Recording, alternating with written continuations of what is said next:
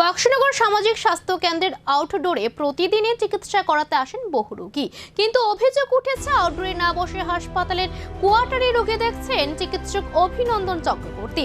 OPD ticket কেটে দীর্ঘক্ষণ অপেক্ষা করে অনেক রোগী চিকিৎসকে দেখা পাচ্ছে না বলে অভিযোগ। স্থানীয়দের দাবি, এর আগেও একাধিকবার এই বিষয়ে অভিযোগ উঠেছে, এমনকি হাসপাতালের কর্তৃপক্ষ থেকেও তাকে সতর্ক করা হয়েছিল বলে জানা গেছে। তবু পরিস্থিতির কোনো পরিবর্তন হয়নি বলে অভিযোগ রোগী ও তাদের পরিবারের।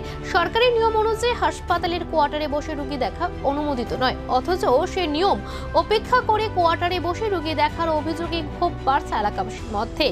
এদিকে বক্সনগরের সাধারণ মানুষের দাবি, বিষয়টি দ্রুত তদন্ত করে প্রয়োজনীয় ব্যবস্থা গ্রহণ করুক স্বাস্থ্য দপ্তর, যাতে সরকারি চিকিৎসা পরিষেবা থেকে বঞ্চিত না হন সাধারণ মানুষ। এখন দেখার বিষয় এই অভিযোগের প্রেক্ষিতে স্বাস্থ্য দপ্তর কি পদক্ষেপ গ্রহণ করে।